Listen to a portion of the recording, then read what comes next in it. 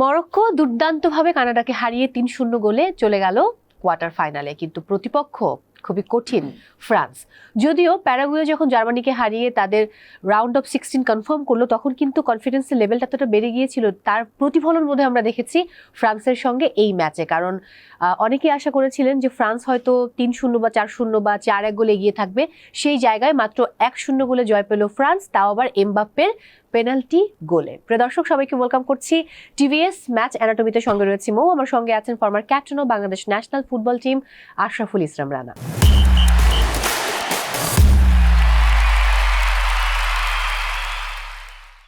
কেমন আছেন রানা ভাই? আলহামদুলিল্লাহ, আপনি কেমন আছেন? খুব ভালো। কেমন দেখলেন ম্যাচ? মানে আমার মরক্কোর ম্যাচ খুব ভালো লেগেছে, বাট কানাডা যে কোনো গোল করতে পারবে না এটা আবার আমি ভাবিনি। অন্তত তাদের জোনাথন ডেভিড, তিনি যেহেতু এবারে বিশ্বকাপের সেকেন্ড হ্যাটট্রিকটা করেছিলেন, প্রথম হ্যাটট্রিকটা ছিল লিওনেল মেসির, ওই জায়গা থেকে আমার ধারণা ছিল একটা হাড্ডাহাড্ডি ম্যাচ হবে, কানাডাও থাকবে, মানে টিকে থাকতে চাইবে। অন্যদিকে মরক্কো তো ডেফিনেটলি চাইবে, গত বছর বা গত বিশ্বকাপের তারা সেমিফাইনালিস্ট।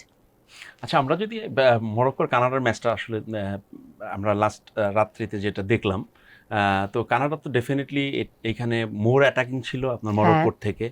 আর যেহেতু কো হোস্ট হিসেবে কানাডা আছে, তো কানাডা স্বাভাবিকভাবে তাদের একটা সমর্থক গোষ্ঠী আছে বা তাদের একটা মনে করেন সাপোর্ট আছে, ওই অ্যাডভান্টেজ একটা ছিল।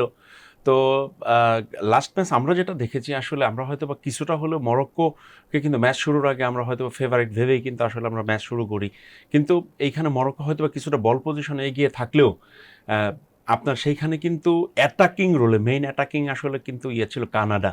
আমরা যদি স্ট্যাটস দেখি, তো সেই ক্ষেত্রে আপনি দেখবেন যে এইখানে মানে মরক্কো টোটাল 90 মিনিটসে মাত্র একটা কর্নার পেয়েছে, আর বাকি 11টা কর্নার পেয়েছে হচ্ছে আপনার কানাডা।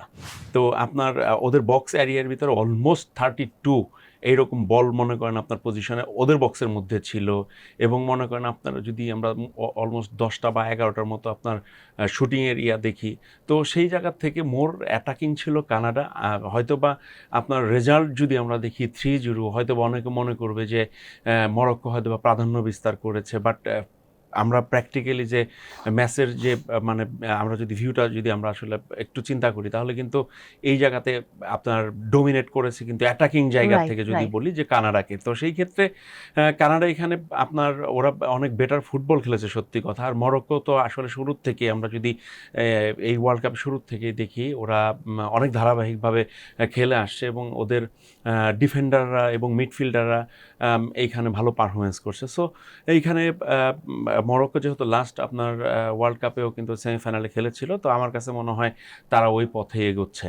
একেবারেই তাই, বাট প্রতিপক্ষ যখন ফ্রান্স হয়ে যাবে মরক্কোর, তখন কিন্তু বেশ ডিফিকাল্ট। এবং আমার মনে হয় যে বিশ্বকাপের ফাইনাল দেখার আগে আরেকটি ফাইনালের মতো ম্যাচ আমরা দেখবো, মরক্কো এবং ফ্রান্স যখন মুখোমুখি হবে কোয়ার্টার ফাইনালে। না দেখেন, আসলে তো ফ্রান্স তো ডেফিনেটলি এইখানে এই ওয়ার্ল্ড কাপে আপনার টপ ফেভারিট, এবং ম্যাচ বাই ম্যাচ যদি আমরা বলি, ওরা ওদের জায়গা থেকে অনেক বেটার পারফরমেন্স করছে, কারণ ওদের অনেকগুলো প্লেয়ার আছে যারা আসলে মাঠের ভিতরে খুব ভালো পারফরমেন্স করছে, এবং যেটা অপোনেন্টের জন্য খুবই থ্রেট। তো সেই ক্ষেত্রে তো অবশ্যই মরক্কোর সাথে আমরা তো ডেফিনেটলি এইখানে একটা ভালো একটা ম্যাচ দেখবো আশা রাখি। কিন্তু এইখানে ফ্রান্সকে যেভাবে আসলে ফেভারিট আমরা ধরেই নিচ্ছি, কিন্তু মরক্কো কিন্তু এইখানে ফ্রান্সের জন্য মানে 100% শিওর যে ওরা একটা ভালো একটা শক্ত একটা প্রতিপক্ষ হিসেবে মাঠে নামবে, এবং এইখানে আসলে ম্যাচ খুব বেশি যে ফ্রান্সকে ফেভারিট ভেবে বা ফ্রান্সকে মানে আগায় রেখে যে আসলে ম্যাচ শুরু করবে, তেমনটা বলার আসলে সুযোগ নাই। একদম। আমি যদি প্যারাগুয়ে এবং ফ্রান্সের ম্যাচটাতে যাই, আমরা এরকমটা আলাপ করছিলাম প্রি ম্যাচ শোতে যে ফ্রান্সের টিমটা এমন একটা টিম যে টিমটা খুবই দুর্দান্ত শক্তিশালী টিম। সেখানে রয়েছে এমবাপ্পে, সেখানে রয়েছে ওসমান ডেম্বেলে, সেখানে রয়েছে ওলেসে, এবং আপনার মাইকেল ওলেসে কিন্তু দারুণ। অন্যদিকে আপনি চিন্তা করুন যে এবারের বিশ্বকাপের দ্রুততম হ্যাটট্রিক, গত 72 বছর এত দ্রুততম হ্যাটট্রিক কিন্তু কেউ করেনি, সেটাও কিন্তু করেছেন ওসমান ডেম্বেলে। সো এত ভালো ভালো প্লেয়ার, এবং তাদের বেঞ্চে যে প্লেয়ারগুলো রয়েছে তাদেরকে দিয়ে একটা আলাদা স্কোয়াড কিন্তু তৈরি করা যায়। তারপরেও 1-0 ব্যবধানে কেন জিততে হলো, এবং 70 মিনিটে গিয়ে কিলিয়ান এমবাপ্পে পেনাল্টিতে গোল করে তাদের এই ম্যাচটা তারা জয়লাভ করলো। ওয়েল এখানে তারা কি স্ট্র্যাটেজি ব্যবহার করেছে প্যারাগুয়ের এগেইনস্টে? দেখেন আসলে প্যারাগুয়ে ফ্রান্সের সাথে খেলবে, একটা ডিফেন্সিভ মোডে খেলবে, এটা কিন্তু শুরুর থেকেই আমরা অনুমান করছিলাম। কারণ দেখেন প্যারাগুয়ে কিন্তু জার্মানিকে রাউন্ড অফ 32-তে মানে হারিয়ে তারপরে আপনার কিন্তু তারা রাউন্ড অফ 16-এ কোয়ালিফাই করেছে। তারা একটা কিন্তু ভালো একটা কনফিডেন্ট নিয়ে আসছে। এটা কিন্তু খুব আমার কাছে মনে হয় একটা পজিটিভ একটা কাজ করেছে। আর প্যারাগুয়ে আপনার ফ্রান্সকে জার্মানিকে যেভাবে আসলে ডিফেন্ডিং ব্লক দিয়ে আটকিয়ে রেখেছিল, আমার কাছে সেম স্ট্র্যাটেজি মনে হয়েছে যে প্যারাগুয়ে আপনার ফ্রান্সের সাথে সেম কাজটা করেছে। দেখেন তারা কিন্তু 5টা ডিফেন্ডার নিয়েছে, 5-4-1 আপনার এই ফরমেশনে খেলেছে। তো ওরা ফ্রান্স যখন অ্যাটাকে আসছে তারা কিন্তু মিডফিল্ড ব্লকটা কিন্তু তারা করছিল, এবং মিডফিল্ড ব্লক যখন ভাঙছিল তখন কিন্তু তারা ডিফেন্ডিং ব্লক করছিল। সো ডিফেন্ডিংয়ে অলমোস্ট 9 জন ডিফেন্ডার ওইখানে ছিল। তো সেই জায়গাতে ফ্রান্স কিন্তু ফার্স্ট হাফে আপনি টোটালি কোনো ধরনের কোনো সুবিধা কিন্তু করতে পারে না, এবং ফার্স্ট হাফে কোনো ধরনের কোনো অন টার্গেট শট করতে পারে নাই। সো ওরা ফার্স্ট হাফটা শেষ করার পরে আসলে ফার্স্ট ডেডলকটা ভাঙে আসলে কিন্তু 65 মিনিটে বা 64 মিনিট একটা পেনাল্টি থেকে। তো ফ্রান্স কিছুটা আপনার সেকেন্ড হাফে গিয়ে কিছুটা পজিটিভ রোলে ফিরে আসে, যে ফ্রান্সের যে চিরাচরিত যে রোলটা, তো সেইখানে আপনার এমবাপ্পের সাথে দেমবেলে বা অলিসের কথা বলছিলেন, অলিসে কিন্তু এই ওয়ার্ল্ড কাপ 5টার মতো অলমোস্ট অ্যাসিস্ট করেছে। তো এইখানে আপনার ওরা যখন আপনার ওদের ওই শুরুতে যেটা স্টার্ট করেছিল, যেভাবে প্যারাগুয়ের ডিফেন্ডার ওদেরকে আটকে রেখেছিল, কিন্তু সেকেন্ড হাফে কিন্তু কিছুটা হলো তাদের জায়গা থেকে তারা ফ্রান্স কিন্তু কামব্যাক করেছে। তারা তাদের ডিফেন্ডিং এরিয়াতে কিন্তু দ্রুত মনে করেন বল সার্কুলেট করছিল, যেই ক্ষেত্রে কিন্তু আপনার কিছুটা আপনার এইখানে কিন্তু প্যারাগুয়ের ডিফেন্ডাররা কিছুটা আনব্যালেন্স হয়ে গেছিল। আর আপনার এইখানে প্যারাগুয়ের গোলকিপার আপনার অরল্যান্ড গিলকে এখানে ক্রেডিট দিতে হবে। যদি আসলে ও যদি দুর্দান্ত কিছু সেভ না করতো, সেই ক্ষেত্রে কিন্তু ফ্রান্স কিন্তু 3-0 গোলে জিততে পারতো। এখন শর্টস অন টার্গেট ছিল 5টি ফ্রান্সের, অন্যদিকে প্যারাগুয়ের মাত্র একটি। তো সেই ক্ষেত্রে কিন্তু আপনি দেখেন ম্যান অফ দ্য ম্যাচ কিন্তু অরল্যান্ড গিল হয়েছে। তো এটা কত বড় মনে করেন আপনার দায়িত্ব ওর ভিতরে ছিল। এবং আসলে প্যারাগুয়ের আপনার কিন্তু জার্মানির সাথেও কিন্তু ট্রাইব্রেকারে মনে করেন আপনার সেভ করে কিন্তু টিমটাকে কোয়ালিফাই করেছে রাউন্ড অফ 16-এ। তো সেই ক্ষেত্রে ওর প্রতি তো ডেফিনেটলি ডিফেন্ডারদের একটা কনফিডেন্টের জায়গা ছিল। পিছনে অরল্যান্ড গিলের মতো গোলকিপার আছে যে আসলে দুর্দান্ত কিছু সেভ করতে পারে। বা অনেকেই বলছেন, অনেক আর্জেন্টিন সাপোর্টাররা আজকে সকালে সামাজিক যোগাযোগ মাধ্যমে পোস্ট করেছেন এমনটা, যে ফ্রান্সকে দেখলাম তাতে আর্জেন্টিনা আবারও বিশ্বকাপ নেবে ফাইনালে গিয়ে। না আসলে মানে এইভাবে আসলে বলার সুযোগ নাই, কারণ আমরা যদি বলি যে আর্জেন্টিনাও তো আসলে কেপ ভার্দের সাথে যেভাবে খেলেছে, এখন আসলে ম্যাচ যেটা খুব গুরুত্বপূর্ণ। আর ডেফিনেটলি যারা মনে করেন আপনার হট ফেভারিট, তাদের সাথে যে সমস্ত টিমগুলো আসলে খেলবে তারা কিন্তু ওই ডিফেন্ডিং মাইন্ডসেট আপ নিয়েই নামবে। তো একটা টিম যদি চিন্তা করে যে আমি 90 মিনিটস ডিফেন্ডিং রোল প্লেটাই করব, তো সেই ক্ষেত্রে কিন্তু ওই জায়গাতে ডেডলক ভাঙাটা কিন্তু খুবই টাফ। তো কারণ মনে করেন আপনার 9টা-10টা প্লেয়ার যদি ডিফেন্ডিং এরিয়াতে অলওয়েজ থাকে, তো ওই জায়গাতে কিন্তু স্পেস ক্রিয়েট করাটা কিন্তু আসলে খুব টাফ হয়ে যায়। তো আমার কাছে মনে হয় না যে মনে করেন ফ্রান্স যে নেহায়েত একবারে খারাপ খেলেছে সেটা বলার কিন্তু সুযোগ নাই। তো প্যারাগুয়ে আপনার সবাই ডিফেন্ডিং মোডে ছিল বা ওই রকম আসলে সুযোগ পায় নাই, বাট ফ্রান্স যে সমস্ত সুযোগ পেয়েছিল, আপনার অরল্যান্ড গিল দুর্দান্ত কিছু সেভের কারণে কিন্তু রেজাল্ট আপনি এটা দেখছেন। তো ওইটা আসলে বলার সুযোগ নেই। আমার কাছে মনে হয় ফ্রান্সের মানে পথে আছে। বাহ, দারুণ। আপনি খুব পজিটিভ ভাবে বললেন, এটা শুনে খুব ভালো লাগলো। বাট মরক্কোর দিকে যদি একটু তাকাই, লাস্ট ম্যাচে কিন্তু হাকিমি গোল করেননি। নতুন দুজন প্লেয়ারকে আমরা দেখেছি যে তারা খুব ভালো করেছে, এবং তাদের পারফরমেন্সের জন্যই কিন্তু 3-0-তে জয়লাভ করেছে মরক্কো কানাডাকে হারিয়ে। সো এই দুজন প্লেয়ারকে নিয়ে আপনার কি বলার আছে? না, ডেফিনেটলি, কারণ দেখেন কালকের ম্যাচটা খুব গুরুত্বপূর্ণ ছিল মরক্কোর জন্য কোয়ালিফাই হওয়ার জন্য। উনাহি 2 গোল এবং সেই অন্যদিকে হচ্ছে আপনার রাহিমি 1 গোল। সেখানে দেখেন আপনার ফার্স্ট হাফে কিন্তু কোনো গোল হয় নাই, ওই রকম কিন্তু মানে চান্স ক্রিয়েটও করতে পারে নাই। আপনার চান্স ক্রিয়েট করছে সেকেন্ড হাফের পরে, যে হাকিমের একটা ফ্রি কিক থেকে ওই বলটা আপনার উনাহি পায় আসে, উনাহি দুর্দান্ত একটা ফিনিশ করে।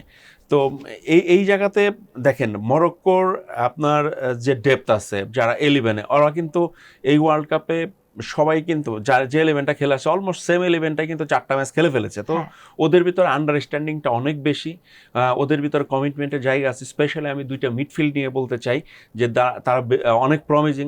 আয়ব বুদ্দি, তো এনাউই, তো এরা খুবই প্রমিজিং। তাদের বয়স অনেক কম। তারা যে 4-2-3-1 ফরমেশনে খেলে, তো ডাবল প্রিবোর্ডের রোলে কিন্তু এই 2টা ইয়াং স্টার আছে। তো আমার কাছে মনে হয় যে হাকিমের মতো মনে করেন আপনার ডিফেন্ডার আছে, ইসমাইল দিওপ এর মতো স্টপার আছে।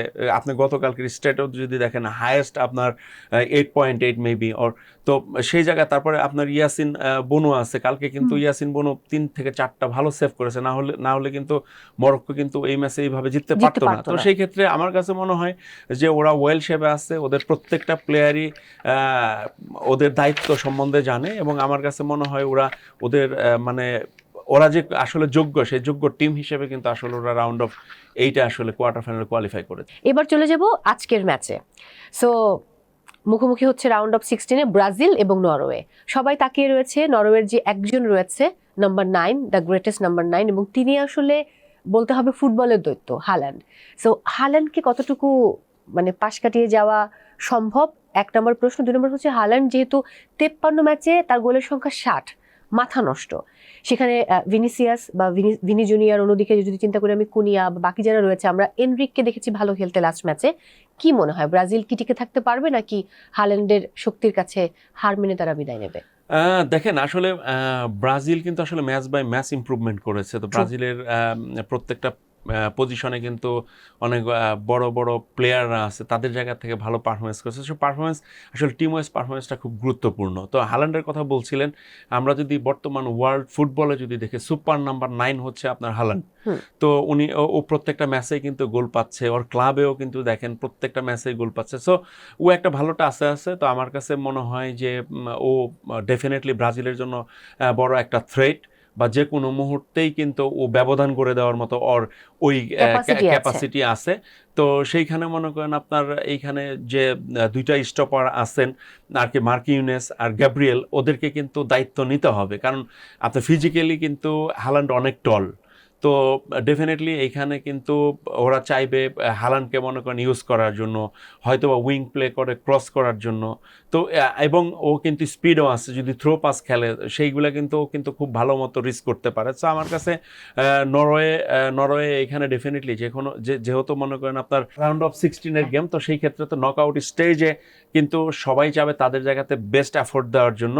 তো ডেফিনেটলি এই ম্যাচটা ব্রাজিলের জন্য খুব বেশি সহজ হবে না। তবে ব্রাজিলের বর্তমান অ্যাটাকিং লাইনে যেভাবে পারফরমেন্স করছে, আপনার রায়ান, আপনার কুনিয়ার কথা যদি বলি, আপনার ভিনিসিয়াসের কথা যদি বলি, এবং মিডফিল্ডে কিন্তু গুইমারেস কিন্তু বিশাল একটা ভূমিকা রাখছে, অ্যাসিস্ট করছে। তো আমার কাছে মনে হয় ওরা যদি ওই জায়গাতে যদি ভালো পারফরমেন্স করতে পারে, তো সেই ক্ষেত্রে নরওয়ের জন্য কিন্তু খুব টাফ হবে। তো আমার কাছে ওভারঅল মনে হয় ফেভারিট হিসেবে ডেফিনেটলি ব্রাজিল নামবে, তবে ম্যাচটা কম্পিটিটিভ হবে, ভীষণ কম্পিটিটিভ হবে।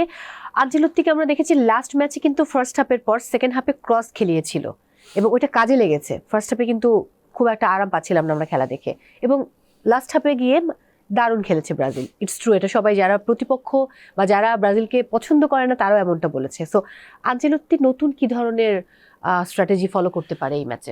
দেখেন, আমরা যদি লাস্ট ম্যাচ যদি আপনার দেখে থাকি ব্রাজিলের সাথে, যে উনি ওনার স্ট্র্যাটেজি চেঞ্জ করেছিল সেকেন্ড হাফে, স্পেশালি আপনার প্লেয়ারদেরকে উনি ওইভাবে ইউজ করেছে ওনার ট্যাকটিক্যাল প্ল্যান অনুযায়ী। তো এখানে ফিজিক্যালি যদি দেখেন ব্রাজিল তো জাপানের থেকে কিন্তু নরওয়ে কিন্তু প্লেয়ারদের কিন্তু ফিজিক্যাল অ্যাডভান্টেজ এখানে বেশি। তো আমার কাছে মনে হয় জাপানের সাথে ব্রাজিল যেভাবে ক্রস খেলেছে, তো এইটা আমার কাছে মনে হয় না যে খুব বেশি সাকসেসফুল হবে নরওয়ের সাথে।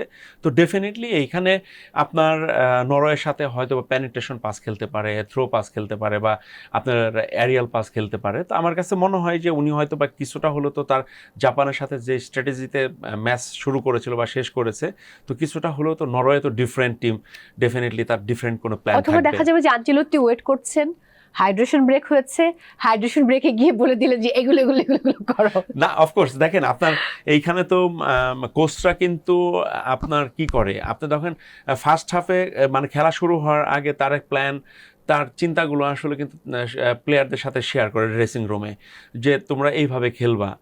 এই প্ল্যানটা যখন মনে করেন আপনার 45 মিনিটস খেলার পরে, তখন কোচরা কিন্তু আবার ড্রেসিং রুমে এসে কিন্তু প্লেয়ারদের সাথে ডিসকাশনের সুযোগ পায়। হ্যাঁ, তো ডেফিনেটলি যে সমস্ত জায়গায় ল্যাকিংসগুলো থাকে ওইগুলো রিকভারি করার জন্য সুযোগ বলা হয়, থাকে, হ্যাঁ। বা নতুন কোনো যদি প্ল্যান বা অপোনেন্ট দেখে যদি নতুন আইডিয়া তৈরি করতে পারে, তো ওইগুলো এক্সিকিউট করার জন্য আসলে তাদেরকে নতুনভাবে প্ল্যান দেওয়া হয়। তো ডেফিনেটলি আনসেলতি, যেমন আমরা যেটা বলছিলাম আর কি, জাপানের সাথে ম্যাচে আপনার সেকেন্ড হাইড্রেশন ব্রেকের সময় অবশ্যই কোনো ইনফরমেশন উনি দিয়েছিল যেটা খুব ভালোভাবে কাজে লেগেছে। হ্যাঁ, মানে Definitely এরকম এক্সিকিউশনটা প্রপারলি করেছে এটা ওরা। তো ভালো একটা, মনে করেন আপনার এই ব্রেকগুলোতে অবশ্যই কোচরা চাবে তাদের মেইন যে চিন্তাগুলো আছে সেগুলো আসলে প্লেয়ারদের সাথে আসলে শেয়ার করতে। এক্স্যাক্টলি।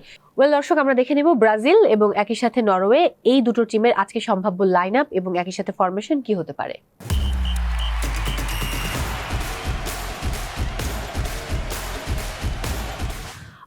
দুই টিমের দুজন কি প্লেয়ার যদি আলাদা করে ধরি, ভিনি এবং হাল্যান্ড। সো এখানে ভিনিসিয়াসের কিন্তু একটা হ্যাট্রিক হয়ে যেতে পারে বিশ্বকাপে যদি একটা অফসাইডের গোলটা বাতিল না হতো, সেটা একটা দুঃখজনক ব্যাপার ছিল। হাল্যান্ডও প্রথম দুটো ম্যাচে পরপর ব্যাক টু ব্যাক 2-2-4 গোল করেছে। সো এই দুজনের ক্ষেত্রে মানে লড়াইটা কেমন হবে? না দেখেন, দুইজনের পজিশন কিন্তু দুই রকম, একজন নাম্বার 9 খেলে, একজন উইং সাইড হ্যাঁ। থেকে শুরু করে। তো এখানে ভিনিসিয়াসের কথা যদি বলতে হয়, ভিনিসিয়াস দেখেন এই ওয়ার্ল্ড কাপের আগে যদি আমরা যদি দেখি, ব্রাজিল টিমের হয়ে কিন্তু খুব বেশি ভালো পারফরমেন্স করার রেকর্ড নাই, বাট আপনার এই ওয়ার্ল্ড কাপে কিন্তু স্টার্টিং থেকে এখন পর্যন্ত ভিনিসিয়াস কিন্তু এইখানে খুব ভালো একটা শেপে আছে এবং দুর্দান্ত পারফরমেন্স করছে। তো আমার কাছে মনে হয় বর্তমান স্কোয়াডে যারা আছে, ভিনিসিয়াসের ওই অ্যাবিলিটি আছে যে কোনো সময় আসলে আপনার ব্রাজিলের আসলে টিমটার আসলে স্কোরের ব্যবধান বলেন বা মনে করেন আপনার অপোনেন্টের থ্রেট বলেন, সব কিছুর মূল কেন্দ্রবিন্দুতে ভিনিসিয়াস কিন্তু আসলে ব্রাজিলের থাকবে। তো আমরা যদি এই চিন্তা করি যে ব্রাজিলের বর্তমানে মেইন কি প্লেয়ার যদি থাকে, সেটা ভিনিসিয়াস। একেবারেই তাই। চলে যাবে পরবর্তী ম্যাচে, ইংল্যান্ড ভার্সেস মেক্সিকো। কানাডা আয়োজকদের একটি দল, একটি দেশ, তারা বিদায় নিয়েছে। মেক্সিকো কিন্তু শুরু থেকে খুব দারুণ খেলছে। বিশ্বকাপটা কানাডা শুরু করেছিল ম্যাচ হেরে, অন্যদিকে কিন্তু মেক্সিকো জয় দিয়ে শুরু করেছিল। এবং যদি তিনটি দলের কথা আমি বলি যারা 9 পয়েন্ট নিয়ে রাউন্ড অফ 32 কোয়ালিফাই করেছিল, আর্জেন্টিনা, ফ্রান্স এবং মেক্সিকো। সো প্রতিপক্ষ যখন ইংল্যান্ড, তখন আসলে মেক্সিকোকে আমরা কতটা এগিয়ে রাখবো? দেখেন, এইখানে মেক্সিকো ডেফিনেটলি এইখানে ভালো করছে শুরুর থেকেই। যে আপনার ম্যাচ বাই ম্যাচ যদি চিন্তা করি বা গ্রুপে যদি বলি, যে একবার স্ট্রেট 9 পয়েন্ট নিয়ে তারা আসছে রাউন্ড অফ 32-তে। তো সেইখানে এখন দেখেন ইংল্যান্ড কিন্তু আপনার যদি ফেভারিট, যদি অনেকে হয়তো বা চিন্তা স্টার্টিংয়ে করে না এই যে ইংল্যান্ডকে ফেভারিট, বাট ইংল্যান্ড কিন্তু যদি আপনার ডেপথ যদি চিন্তা করেন আপনার 11 থেকে, তো ইংল্যান্ডের ডেপথ কিন্তু অনেক লম্বা। তো সেই জায়গায় আসলে মেক্সিকোর সাথে আমি যদি বলি, ইংল্যান্ড কিছুটা হলো যদি হেড টু হেড আমরা যদি চিন্তা করি, ইংল্যান্ড কিন্তু এগিয়ে থাকবে। কিন্তু মেক্সিকো যেভাবে পারফরমেন্স করে আসছে, তারা এইখানে হোস্ট হিসেবে আছে, তাদের একটা সাপোর্টার আছে, তাদের নিজেদের পরিবেশ আছে। তো সব কিছু মিলিয়ে যদি আমরা চিন্তা করি, তো এটা খুব বেশি সহজ হবে না। তো এখন পর্যন্ত আসলে বলার ওই অবকাশ বা সুযোগ নাই যে আসলে মেক্সিকো উইন করবে না ইংল্যান্ড উইন করবে। এমনও হতে পারে এই ম্যাচটা 120 মিনিটসে যেতে পারে। তবে ইংল্যান্ডের কিছু প্লেয়ার আছে, আপনার দেখেন এখানে নাম্বার 9-এ কে খেলতেছে, হ্যারি কেন খেলতেছে, সে প্রত্যেকটা ম্যাচে গোল করেছে অলরেডি। তার কিন্তু অলরেডি কিন্তু 5টা গোল হয়ে গিয়েছে। তো ও একটা স্কোরিং মোডে আছে। এইখানে রাশফোর্ড ভালো করছে, আপনার জেমিনি আছে। তো এইখানে আপনার সাকা ভালো করছে। আপনার লাস্ট ম্যাচে গর্ডন যেভাবে 2টা মনে করেন অ্যাসিস্ট করলো আপনার রিপ্লেস নেমে, তো সেই ক্ষেত্রে মনে হয় আপনার ওরা যদি ওদের জায়গা থেকে বেটার পারফরমেন্সটা করে, তো আমার কাছে মনে হয় ম্যাচটা কম্পিটিটিভ হবে, ইংল্যান্ডের চান্স একটু হলে বেশি থাকবে। রাইট, কারণ ইংল্যান্ডের প্লেয়াররা ডিফারেন্ট এবং অভিজ্ঞতা তো কথা বলে, অভিজ্ঞতার জন্যই বাকিরা এগিয়ে যায়। এবং আমরা অনেকে বলছিলাম যে কাবো ভের্দে এবং আর্জেন্টিনার ম্যাচটাতে কিন্তু অভিজ্ঞতা অনেক কাজে লেগেছে। কাবো ভের্দে নতুন টিম, বাট তারা হাড্ডাহাড্ডি লড়াই করেছে ম্যাচটাতে টিকে থাকার জন্য। বাই দ্য ওয়ে, একটু দেখে নিই তাহলে ইংল্যান্ড এবং মেক্সিকোর এই দুটো টিমের সম্ভাব্য লাইন আপ এবং ফরমেশন কি হতে পারে।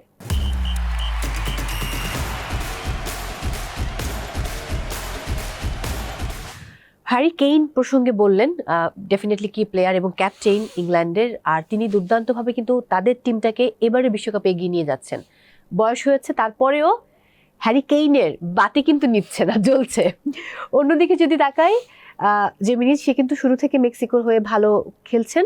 সো এই দুই কি প্লেয়ারকে নিয়ে যদি আলাদা করে বলতে বলি, না দেখেন, আপনার যে টিমের আসলে কি প্লেয়ার থাকে তাদের প্ল্যান কিন্তু অনেকটা তাদের উপরে কিন্তু তাদেরকে নিয়েই হয়। কোচরা কিন্তু তাদের উপরে কিন্তু নির্ভরশীল বেশি থাকে।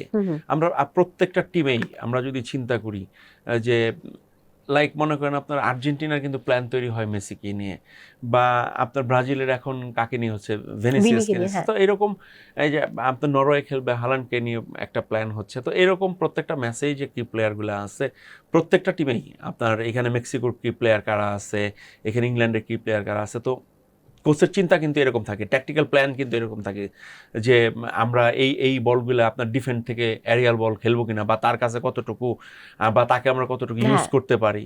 তো ডেফিনেটলি কি প্লেয়ারদের রোলটা অন্যরকম থাকে। টিমের প্লেয়ারদেরও মনে করেন তাদেরকে সাপোর্ট দেওয়ার একটা ব্যাপার থাকে, বা কোচেরও প্ল্যান তার উপরে থাকে। তো ডেফিনেটলি যারা কি প্লেয়ার থাকে তাদের রেসপন্সিবিলিটির জায়গা অনেক বড় থাকে।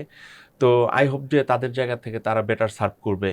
ডেফিনেটলি এটা আমরা বিশ্বাস করি এবং একটা ভালো ফুটবল দেখতে পাবো। যদিও সকালটা যদি এমন হয় বিদায় নিয়েছে ব্রাজিল, রয়েছে নরওয়ে, তাহলে কোনো ওয়ে থাকবে না। যারা ব্রাজিলিয়ান সাপোর্টার রয়েছেন আবারও মনক্ষুণ্ণ হবেন, এক্সামিশন কমপ্লিট হবে না। অন্যদিকে এবারের বিশ্বকাপ খানিকটা রং হারাবে, যেমনটা আমরা সবসময় চাই ব্রাজিল আর্জেন্টিনা টিকে থাকুক একদম শেষ অবধি। সো আর্জেন্টিনার ম্যাচ প্রসঙ্গে একটু আমি যাব, একদম শেষ দিকে রয়েছে শোয়ের। প্রতিপক্ষ কিন্তু ইজিপ্ট, মোহাম্মদ সালাহ, বাট এখানে রয়েছে লিওনেল মেসি। তো সেই জায়গায় কম্পেয়ারটা করা যায় না, কম্পেয়ার করার কোনো সুযোগও নেই। বাট তারপরেও খুব একটা কি হাড্ডাহাড্ডি হওয়ার সম্ভাবনা আছে এই ম্যাচে, নাকি অনেকটা একপেশে হবে? আপনার একপেশে আমার কাছে মনে হয় না, যেহেতু নকআউট স্টেজের গেম, তো এই জায়গায় এক পেশে এইরকমভাবে হবে না আমার বিশ্বাস। তবে এতটুকু বলতে চাই যে আসলে দেখেন, ইজিপ্ট এবং আর্জেন্টিনার ম্যাচটা ডেফিনেটলি কেপ ভার্দে আর আর্জেন্টিনার ম্যাচের মতো হবে না, এরকম হবে না। এটা আমার বিশ্বাস। দেখেন, আপনার কেপ ভার্দে যেভাবে ডিফেন্ডিং ব্লকটা শুরু থেকে শেষ অবধি পর্যন্ত করেছে, আনবিলিভেবল। তো সেই সমস্ত জায়গার থেকেও কিন্তু মেসির মতো প্লেয়ার কিন্তু স্পেস বের করে সেই জায়গার থেকে কিন্তু গোল করেছে। তো দেখেন, ওইখানে কিন্তু গোলকিপারের কোনো কিছু করার ছিল না। মেসি এমন একটা ক্যারেক্টার, বা মেসির যে গোলগুলো দেখবেন, ম্যাক্সিমাম গোলগুলোই ওয়ার্ল্ডের বেস্ট কিপার থাকলেও আসলে ওইখানে সেভ দেওয়াটা আসলে দুষ্কর। তো আমার কাছে মনে হয় যে আর্জেন্টিনা কেপ ভার্দের সাথে যে ম্যাচটা খেলছে, তো সেইখান থেকে ডেফিনেটলি একটা ভালো একটা এক্সপিরিয়েন্স তাদের হয়েছে, যে আসলে ইজিপ্টের সাথে সেই জিনিসটা আসলে কাজে লাগবে।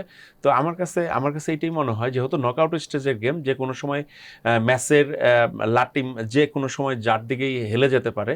তো ইজিপ্টের সাথে ম্যাচ খুব বেশি সহজ হবে না, তবে এখানে ডেফিনেটলি ফেভারিট থাকবে আর্জেন্টিনা। ডেফিনেটলি। আরেকটা জিনিস জানতে চাই, আপনার কি মন্তব্য, এবারও কি বিশ্বকাপের ফাইনাল খেলবে আর্জেন্টিনা এবং ফ্রান্স? এটা আসলে খুব বলা ডিফিকাল্ট, কারণ আমরা খুব বেশি দূরে কিন্তু আর নেই। কিন্তু এইখানে দেখেন, আপনার আজকে যেমন মনে করেন আপনার নরওয়ের সাথে ব্রাজিলের খেলা আছে, ব্রাজিল যদি জিতে বা আর্জেন্টিনা জিতে, তো এখানে কিন্তু আপনার সেমিফাইনালে ব্রাজিল এবং আর্জেন্টিনা মুখোমুখি হবে। আমি এই ভয়টা পাচ্ছি যদি হয়। এখন এই জায়গাটা আসলে খুবই মুশকিল আসলে বলাটা। তবে এখন পর্যন্ত খেলার যে ধরন বা প্যাটার্ন আমরা যেটাই চিন্তা করি, হয়তোবা এখানে ফ্রান্স আর আর্জেন্টিনার আরেকটা ফাইনাল দেখবো। হ্যাঁ, সম্ভাবনা আছে, কেন যেন মনে হচ্ছে যে ধারণা করছি আমরা। Right, thank you so much for coming. অনেক ভালো থাকুন, বিদায় নিচ্ছি আমি। Thank you.